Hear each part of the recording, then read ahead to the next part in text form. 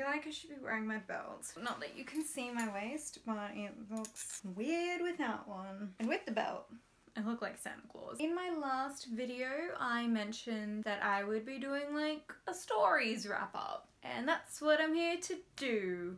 So this is my tales from the month. I'm back with my iPhone because quite frankly, the quality on my video camera is awful. I tried to play with like the exposure and the ISO and it like wouldn't change. I know some people do these in like order, but that's not how this is gonna work. Okay, so first up, I went and saw Pitch Perfect 3 in cinemas. It was fine. I would give it like a 2.5 to a 3 out of 5 stars. It felt like I was watching two different movies. It was like a Pitch Perfect movie and a Rebel Wilson movie. It was weird, but I like the Pitch Perfect side of things. I mean, I love spy movies, so that was fun. It definitely went to a place I didn't expect it to go, which isn't necessarily a good thing or a bad thing. It was just weird. I don't know why they did it. The songs were alright. Their version of Toxic was awful. So I went to Jess's and I babysat her dog and I watched a whole bunch of movies while I was there. One of them was Weekend at Bernie's, which I watched so I could listen to the Popcorn Show podcast with Mitchell Davis and Jack Ferry. It's amazing. Get on it. But unfortunately, that movie was not as amazing as the podcast was. I gave it a 1 star, and that is just because for like effort. No, I won't give it for effort. There was no effort involved. The actors in it did a good job, but everything else was just trash. It was so bad. If you want a bad movie to watch, watch Weekend at Bernie's. It's awful. And I also watched a movie called Weep Away for Now, which stars Ali and AJ Michalka. It started out weird, like it's basically their life, not their life story, but like it's definitely gotta be based on their lives. It's very accurate. And it's got them singing a song off their unreleased album, which was Hot House, which I maybe downloaded it illegally. It was never released, but it got leaked and it is amazing, as is their new EP. But anyway, Weep Away for Now. It was like very slow, not a lot was happening, but then like something happened and I was just like, wow, I love this movie. So I gave it a 3.5 stars. There was a part where I like had to pause it because I was laughing so hard, and Saoirse Ronan narrates it. As I was coming home from Jess's, I finished my first book that I finished of the year, which I started last year, The Dream Thieves by MAGGIE Stiefvater. I love this series so much, and just the world that she's created is so lovely. I don't know if it counts as her creating it, surely, because like, what the hell is a dream thief? What the hell is a Hufflepuff? Anyway, I love it. It wasn't as good as the first book, but that ending, I need to know more. I gave it 4 stars. I gave the first book 5 stars. I've watched the original Jumanji twice this year already, and it is only the 2nd of February. So, what are you doing with your life? Honestly, that movie is outstanding. It's got a few flaws, but overall it's still a 5-star movie for me. It's so good. I don't care if the monkeys look the way they look. If someone was like, hey, you want to watch Jumanji like tomorrow?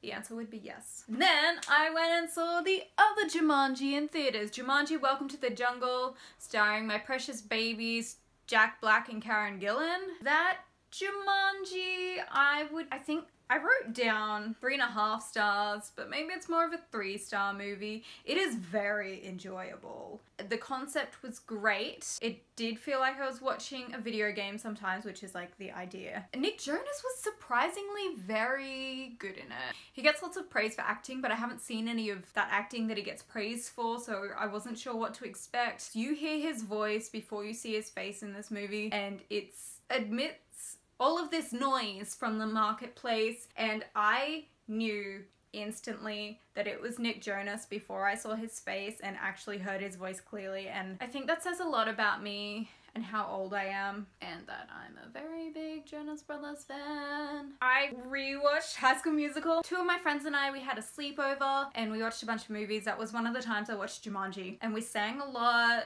and we quoted it a lot, and it was amazing, and that movie is still so good. And you know, like, most of these stars are probably based on nostalgia, but I gave it 4 stars because it's the best. I watched Connie and Carla, which is one of my favorite films, and I actually talked about it for ages in my last video, so I won't talk about it too much here, but long story short, I gave it 3.5 stars and it's good. I watched The Goonies. I've seen The Goonies 2 times in my life. Wait, maybe I've seen it 3 times. I definitely saw it once when I was like 12.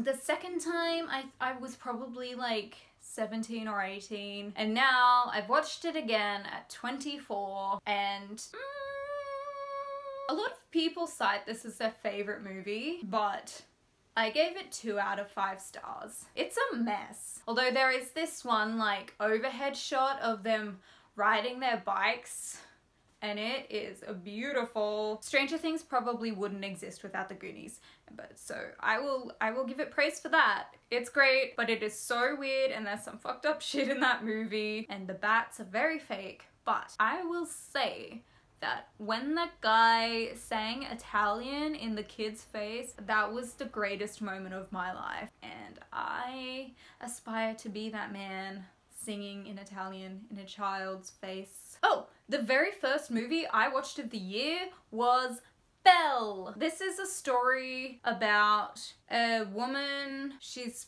French, half white, half black, and she finds out that she's like very rich. Like, it was decent enough. I think I gave it 3 stars. Oh, I gave it 4 stars. I kind of forget most of it now, but I remember enjoying it. I think I really liked how it ended. I know it's based on a true story, and I've watched The Prestige. This is definitely my favorite Christopher Nolan film, one of my favorite films of all time. I talked about this in my last video as well. It's very good. I gave it 5 out of 5 stars because it blows my mind every time I watch it. I watched Chicago! One of my favorite films. My excuse for watching this was that my mom was having a 20s themed party, and I was like, you should watch this for inspiration.